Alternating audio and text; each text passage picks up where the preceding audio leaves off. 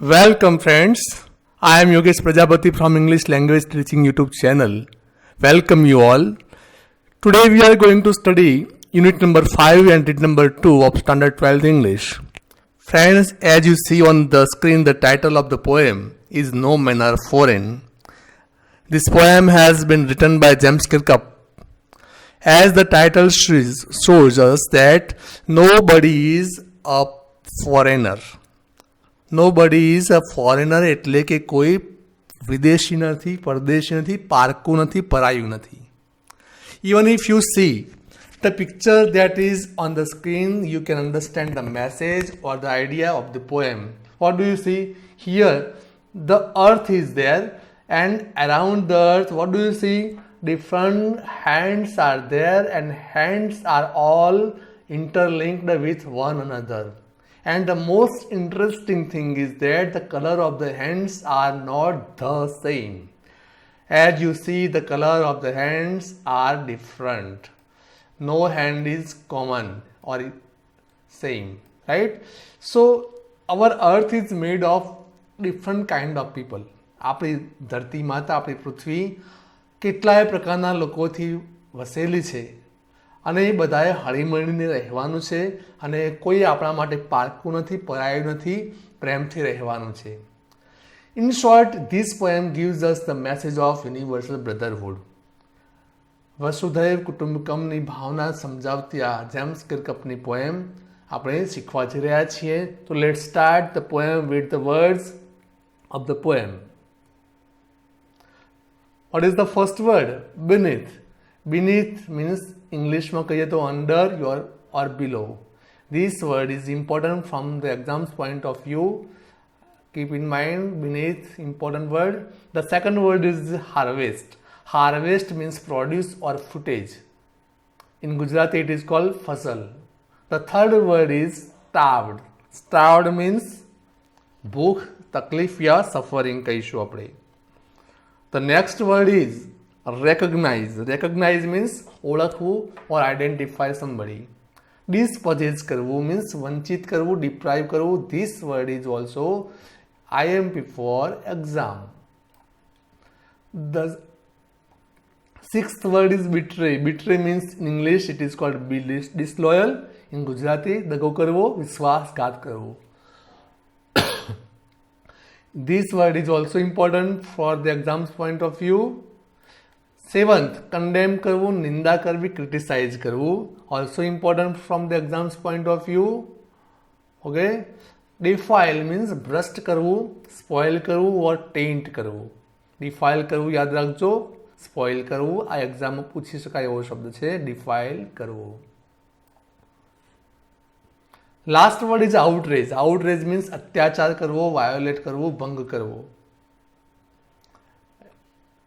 This word is also important for exam. Now let's start the poem and try to understand the idea of the poem by James Kirkup.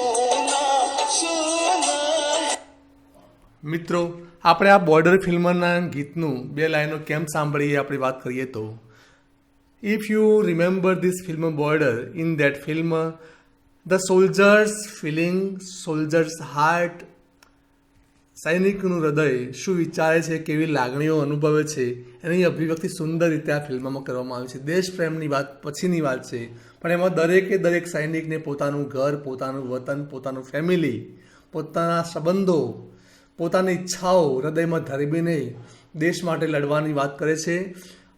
એ વખતે એના વ્યક્તિગત જીવન પર પણ focus કરતું 10 મિનિટનું એ song આપણે ટીવી પર કે ફિલ્મમાં જોયેલું હશે, આપણને બધાને ગમે છે. દોસ્તો, જે આ સૈનિકની હૃદયની ભાવના છે તે ભાવનાને અભિવ્યક્ત કરતું, એની લાગણીઓને વાચા આપતું આ ગીત, એનો જ મેસેજ આપતું આપણે આજની આ પોએમ છે, no men are foreign. As you see, the title of this poem is no men are foreign. What is the title? Let's see. Here is the title of the poem, No Men Are Foreign. Now let's start reading this poem. Remember, no men are strange, no countries are foreign. Beneath all uniforms, a single body breathes. Like ours, the land our brothers walk upon is earth like this in which we all shall lie. હવે આ પોએમને સમજવા પ્રયત્ન કરીએ તો poet's tone is giving us some instruction. Remember એટલે કહે છે કે આપણને કહે છે યાદ રાખજો કે નો men are foreign, no men R strange, no countries foreign. કોઈ વ્યક્તિ પારકું નથી, કોઈ દેશ પરદેશ નથી. જેમ કે અહીંયા પહેલી લાઈનમાં કહ્યું છે નો મેન આર સ્ટ્રેન્જ, કોઈ પારકું નથી, કોઈ દેશ આપણા માટે પરદેશ નથી. દોસ્તો, કોઈ દેશ આપણા માટે પરદેશ નથી. beneath all uniforms a single body breathes. Uniforms એટલે યુદ્ધમાં જે સૈનિકો યુનિફોર્મ પહેરે છે તે યુનિફોર્મની વાત થઈ છે. અહીંયા સૈનિકોના યુનિફોર્મની વાત છે. દરેક યુનિફોર્મની અંદર અ સિંગલ બોડી બ્રીથ્સ, દરેક યુનિફોર્મની અંદર એક માણસ હૃદય ધબકતું હોય છે. દોસ્તો, બોડી બ્રીથ્સ લખ્યું છે અહીંયા જુઓ. કોઈક જીવંત વ્યક્તિનું શરીરમાં જીવંત વ્યક્તિનું હૃદય ધબકતું હોય છે. As you C here in this picture. What do you C here? આ પિક્ચરમાં તમે જુઓ છો આ સૈનિકો યુનિફોર્મમાં કોઈ પણ દેશના હોય, એ ચાહે કોઈ પણ દેશના હોય, પણ એમના શરીરની અંદર એક ધબકતું હૃદય છે, એની વાત કવિ કરે છે આપણને. Like ours the land our brothers walk upon. જેમ આપણે આપણી ધરતી ઉપર પગપાળા ચાલીએ છીએ અને જીવન જીવીએ છીએ, એમ આપણા ભાઈઓ જે કહેવાય, બ્રધર્સ શબ્દ વાપસ જુઓ દોસ્તો, કયો શબ્દ? બ્રધર્સ. જે બીજા દેશમાં વસતા લોકો એ આપણા ભાઈઓ છે. બ્રધર્સ શબ્દ વાપરે છે એમના માટે. એ ભાઈઓ એમને આપણી જેમ જ એમના મુક્તિનો શ્વાસ માણવાનો હોય છે. Is earth like this in which we all shall lie. છેલ્લા આ સ્ટાન્જાના છેલ્લા લાઈનમાં કહે છે આપણી જેમ જ આ બધા જ આ જ ધરતીમાં, આ જ પૃથ્વીમાં એક દિવસે સમાઈ જશે, લાઈ થઈ જશે. લાઈ થઈ જવું એટલે દોસ્તો સૂઈ જવું. અહીંયા સૂઈ જવાનો અર્થ થાય છે મૃત્યુ પામવાનો અર્થ છે દોસ્તો. ઓલ શેલ લાઈ, બધા માણસોનું મૃત્યુ આ ધરતી ઉપર જ થવાનું છે, જે ધરતી પર આપણે બધા જન્મ્યા છીએ. ટૂંકમાં એમ કહે છે કવિ કે જેને આપણે પારકા માનીએ છીએ, વિદેશી માનીએ છીએ, એમને ધિક્કારીએ છીએ, એ આપણે જેમ જ જીવતા લોકો છે, એ આપણે જેમ જીવે છે અને આપણે જેમ જ મૃત્યુ પામવાના છે. દોસ્તો, હવે આ જ સ્ટાન્જામાંથી કેટલાક પ્રશ્નો જોઈએ તો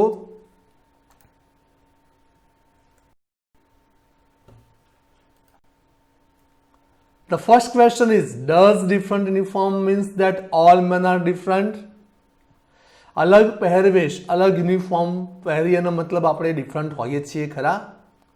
તો આપણે આ સ્ટાન્જામાં સમજ્યા છીએ કે ભલે આપણો યુનિફોર્મ અલગ હોય, અહીંયા ભલે આપણે અલગ કપડાં પહેરતા હોઈએ, પણ છતાં આપણે we are not different, we are same. The second question is, what do people think about different countries? લોકો અલગ અલગ દેશ વિશે શું માન્યતા ધરાવે છે? તો આપણે જાણીએ છીએ કે we people think that the people of different countries are not the same, they are not like us, they are different from us, we should not love them, they are our enemies. આવું આપણે વિચારતા હોઈએ છીએ. આપણે બીજા દેશને આપણા માનતા નથી. આપણે વ્યવસ્થા માટે વિઝા, પાસપોર્ટની સગવડ કરીએ છીએ, પણ એ વ્યવસ્થા છે, નહીં કે પારકા ગણવા માટેની રીત. છતાં પણ આપણે અન્ય દેશના લોકોને પારકા ગણીએ છીએ. એવું એક દેશ માટે નહીં, તમામ દેશોમાં જોવા મળતું હોય છે. બટ જેમ્સ ક્લિર્ક કહે છે કે આપણે એવું વિચારવું ના જોઈએ કે પારકા હોય. The question number 3, where do all men go after death? કહે છે મૃત્યુ બાદ માણસ ક્યાં જાય છે? બધા માણસોનું શું થાય છે? તો અહીંયા લાસ્ટ લાઈનમાં આપણે સમજ્યા ઓલ શેલ લાઈ શબ્દ છે.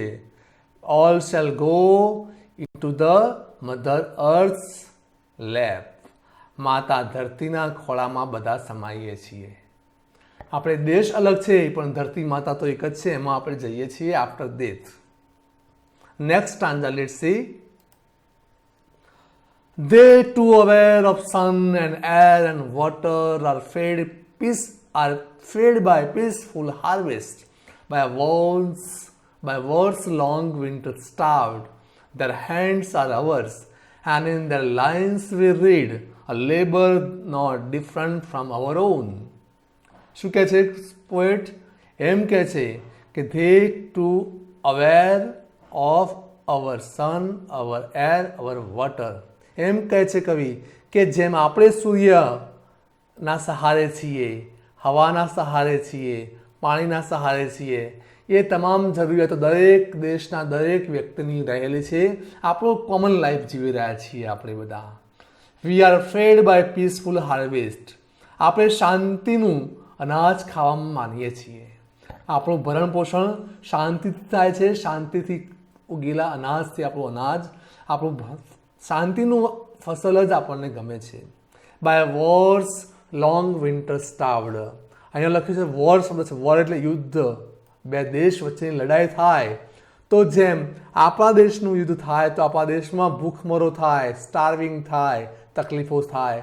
એમ કોઈ પણ દેશ હોય એના માટે યુદ્ધ ક્યારેય આનંદદાયક હોતું નથી. દરેક દેશ માટે મુશ્કેલીઓ લઈને આવે છે. એટલે યુદ્ધ માટે એક છે વોર. કેવું? વોરની સરખામણી વિન્ટર સાથે કરવામાં આવે છે, જે તકલીફો લઈને આવે છે, જ્યાં અનાજની તંગી પડે, ભૂખમરો આવે. એવું વોર કોઈ પણ દેશ માટે ક્યારેય સારું હોતું નથી. કોઈ પણ દેશનો સામાન્ય માણસ શું ઈચ્છે છે? પીસફુલ હાર્વેસ્ટ માગતો હોય છે. કોઈ પણ દેશનો સામાન્ય માણસ હંમેશા પીસફુલ લાઈફ ઈચ્છે છે. Their hands are ours and in their lines we read. કવિ એમ કહે છે દરેક દેશનો દરેક વ્યક્તિ આપણા જેવો જ હાથ ધરાવે છે, એમના હાથ પણ આપણા જેવા છે. and in their lines we read. એ પણ આપણી જેમ વાંચી લખી શકે છે. a labor not different from our own. કવિ કહે છે આપણે પણ આપણું જીવન ધોરણ ચલાવવા માટે લેબર કરવું પડે છે, મહેનત કરવી પડે છે. એમ કોઈ પણ દેશના કોઈ પણ વ્યક્તિએ પોતાના દેશમાં રહીને પણ મહેનત તો કરવાની રહે છે. ઇન શોર્ટ, આપણા તમામનું જીવન એક સરખું છે. આપણે અલગ નથી. આપણે બીજાને પારકા માનવાની જરૂર નથી. અહીંયા તમે પિક્ચરમાં જોઈ શકો છો કે આફ્ટર વોર, યુદ્ધ બાદની પરિસ્થિતિનું વર્ણન કરતું ચિત્ર મૂકવામાં આવ્યું છે. જુઓ, આ વ્યક્તિઓ જે તે દેશના છે ત્યાં યુદ્ધના કારણે જે ખાના ખરાબી થઈ છે, તોડફોડ થઈ છે, ત્યાં એમનું જીવન કેટલું મુસીબતોથી ભરેલું છે તમે પિક્ચરમાં જોઈ શકો છો. એ ચાહે ઇન્ડિયા હોય કે અન્ય કોઈ દેશ હોય, યુદ્ધ હંમેશા મુશ્કેલીઓ લઈને આવે છે, કોઈ પણ દેશ માટે હોય. એવી વાત કવિ કહે છે. Now let's have the question. Question number 4. What do people of any country need? કોઈ પણ દેશના લોકોને શાની જરૂર હોય છે? તો સમજાય છે આપણને. People of any country needs peaceful harvest. પહેલી વસ્તુ આ શાંતિનું ફસલ જોઈએ, સન જોઈએ, એર જોઈએ, વોટર જોઈએ. એ છીનવી લેવાની વૃત્તિ સારી ના કહેવાય. How does war affect any country? જો યુદ્ધ થાય તો કોઈ પણ દેશને શું અસરો થાય છે? કોઈ પણ દેશ માટે યુદ્ધ શું લઈને આવે છે? સ્ટાર્વિંગ લઈને આવે છે દોસ્તો. સ્ટાર્વડ એટલે મુશ્કેલીઓ, મુસીબતો, તકલીફો અને ભૂખમરો. એટલે કહી શકીએ war brings starvation for any country. Question number 6. What does the poet mean by their hands are ours? અહીંયા કાયમ લખ્યું છે ને, ધેર હેન્ડ્સ આર અવર્સ. સાદો અર્થ સમજીએ તો એમ કહે છે કે એમના હાથ એ આપણા હાથ છે. કહે છે કે જેવી રીતે just as we work in our area, in our field, in our factories, in our family, in the same way the people of other countries also have to work for their own daily life. એટલે કે આપણા જેવી સ્થિતિ દરેકની હોય છે.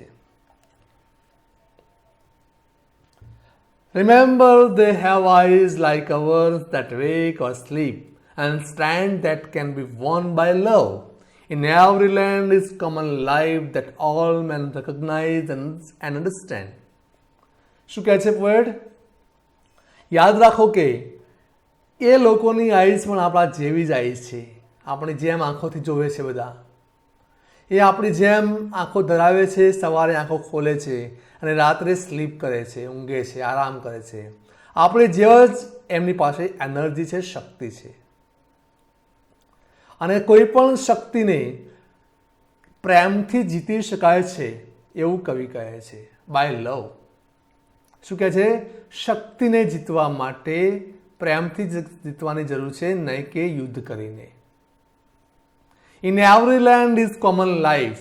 દરેકે દરેક ધરતી ઉપર એક સમાન જીવન જીવાઈ રહ્યું છે. That all men recognise and understand. અને એ જીવનની વ્યાખ્યા દરેક માણસ માટે એક સરખી છે. ઓળખવું એટલે રેકગ્નાઇઝ કરવું, અન્ડરસ્ટેન્ડ એટલે સમજવું. દરેક વ્યક્તિ કોઈ પણ દેશનો હોય એના માટે જીવનની વ્યાખ્યા એક જ છે કે શાંતિપૂર્ણ જીવન. હા દોસ્તો, દરેક માણસ પોતે આ વાતને સમજે છે અને એને પ્રેમથી તમે જીતી શકો છો. Question, how should we win others? કવિ કહે છે આપણે લોકોને જીતી શકીએ છીએ. હવે પ્રશ્ન છે કે કેવી રીતે જીતી શકીએ છીએ? તો કહીએ by love we can win any person. Question number 8, vote do people of any country like? કોઈ પણ દેશના લોકોને શું ગમે છે? તો જાણીએ છીએ people of any country like love.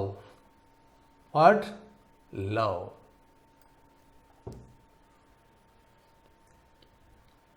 Let us remember whenever we are told to hate our brothers, it is ourselves that we shall dispossess, betray, condemn. દોસ્તો, આ લાઈનને સમજવા માટે એક પિક્ચર મૂકવામાં આવ્યું છે એડોલ્ફ હિટલરનું. આ જે હિટલર છે એનું દુનિયામાં નામના ના કહીએ, એ વ્યક્તિ દુનિયામાં શું કરેલું? એમને કેટલાય લોકોને કતલ કરેલી. જે નફરતની નિશાની તરીકે હિટલરને લોકો ઓળખે છે. તાનાશાહ ડિક્ટેટર તરીકે લોકો જુએ છે. આવા લોકો આ ધરતીને એક રહેવા દેતા નથી એની વાત છે. એમ કે છે કે whenever we are told to hate our brothers, આપણને આવા લોકો હેટ કરવાનું કહે છે. કોને? આપણા ભાઈઓને હેટ કરવાનું કહે છે. આપણા ભાઈઓ એટલે કોણ? આપણા ભાઈઓ એટલે કોઈ પણ દેશનો કોઈ પણ નાગરિક એ આપણો ભાઈ છે. એને ધિક્કારવાનું આપણને આપણા નેતાઓ કહે છે, જેમ કે હિટલર જેવા. ત્યારે આપણે યાદ રાખવાનું છે કે it is our self that we shall dispossess. કવિ કહે છે આપણને કે જ્યારે તમે બીજાને ધિક્કારો છો ત્યારે તમારી જાતને જ ડિસ્પોઝેસ કરો છો. શાંતિથી તમે પ્રેમથી પોતાની જાતને વંચિત કરો છો. પોતાની જાતને જ તમે બિટ્રે કરો છો. પોતાની જાતને જ દગો કરો છો, વિશ્વાસઘાત કરો છો અને પોતાની જાતને જ કન્ડેમ પણ કરો છો, નિંદા કરો છો, ક્રિટિસાઇઝ કરો છો. ટૂંકમાં એમ કહીએ કે જ્યારે આપણને આપણા નેતાઓ દ્વારા અન્ય દેશ સામે લડવા માટે તૈયાર કરવાનું કહેવામાં આવે છે ત્યારે એકચ્યુઅલી એ આપણું જ નુકસાન કરી રહ્યા હોય છે, નહીં કે અન્ય કોઈ વ્યક્તિનું.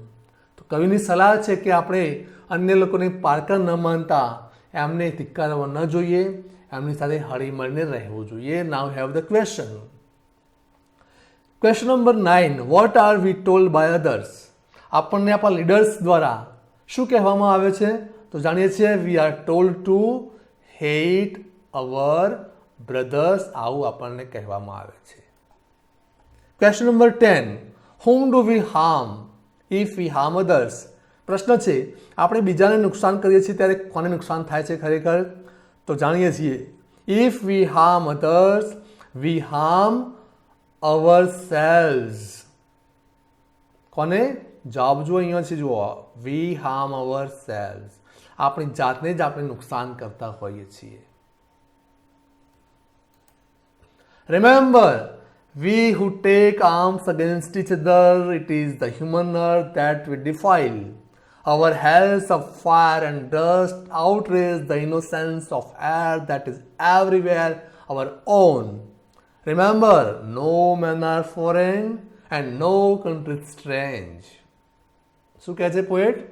યાદ રાખજો કે we who take arms against each other, જ્યારે આપણે એકબીજા સામે હથિયારો ઉપાડીએ છીએ ત્યારે આર્મ્સ એટલે શું થાય દોસ્તો? આર્મ્સ એટલે હથિયાર. હથિયાર આપણે બીજા સામે ઉપાડીએ છીએ ત્યારે થાય છે શું? It is the human earth that we defile. આપણે આ માણસ જાતની જ રળિયામણી પૃથ્વીને ડિફાઇલ કરીએ છીએ, વાયોલેટ કરીએ છીએ, સ્પોઇલ કરીએ છીએ, ખરાબ કરીએ છીએ. છેવટે નુકસાન તો પૃથ્વીને જ, ધરતીને જ થાય છે. Our hells of fire and dust outrage the innocence of air that is everywhere our own. Hells of fire છે જુઓ, our hells of fire and dust એટલે કે યુદ્ધના ધુમાડા, યુદ્ધના ફાયર ની વાત થાય છે. યુદ્ધમાં જે દારૂગોળો ફૂટે એની વાત છે. જો યુદ્ધ થાય તો ઇનોસન્સ નાશ પામે છે, પ્રદૂષિત થઈ જાય. આઉટરેજ થવું એટલે પ્રદૂષિત થવું, ખરાબ કરી નાખવું. ઇનોસન્સ એટલે નિર્દોષતા, નિખાલસતા. નિર્દોષતાનું વાતાવરણ પ્રદૂષિત થઈ જાય છે. જે આપણને વારસામાં ભગવાન દ્વારા મળ્યું છે એ નિર્દોષ ભાવ નાશ પામે છે જ્યારે યુદ્ધના પડઘમ વાગે છે ત્યારે. Remember, no men are foreign. ફરીથી લાસ્ટ કવિ કહે છે કે કોઈ માણસ પારકું નથી, વિદેશી નથી. And no country strange. કોઈ દેશ તમને પારકો લાગતો હોય તો એ તમારી ભૂલ છે, કોઈ પારકું છે જ નહીં. Question number 11. What does the poet advise? કવિ આપણને શું સલાહ આપે છે? The poet advise us not to take arms. અહીંયા વાત છે ને ટેકિંગ આર્મ્સ. કવિ એમ કહે છે કે આર્મ્સ નથી લેવાના, હથિયાર ઉપાડવાના નથી આપણે. The poet advise us not to take arms against each other. એમ કહે છે કે હથિયાર ઉપાડશો તો તમારી જાતે જ નુકસાન કરશો, એટલે પૃથ્વીને જ નુકસાન થઈ રહ્યું છે. તો બેટર એ છે કે we should not take arms against each other. Question number 12. What does the poet mean by hells of fire and dust? Hells of fire and dust એટલે શું? કહીએ તો hells of fire and dust means the fire of war. યુદ્ધમાં ફૂટતા દારૂગોળાની વાત થાય છે. What is the central idea of the poem? આ કાવ્યનો મુખ્ય સાર શું છે, મુખ્ય વિચાર શું છે? તો જાણીએ છીએ ગુજરાતીમાં કહીએ તો કે વૈશ્વિક ભાઈચારો એ જ આ કાવ્યનો સેન્ટ્રલ મેસેજ છે. ઇંગ્લિશમાં કહીએ તો the central idea of this poem is that the poet wants to say that we should love one another, we should believe in universal brotherhood. That is the central idea of this poem. Friends, this is a short poem by James Kirkup, and we have studied from the words to the meaning and the questions for the comprehension. I hope that you have understood this poem well and you will be able to answer the questions in the exam. For the exam, best of luck. Thanks for learning with me. Goodbye.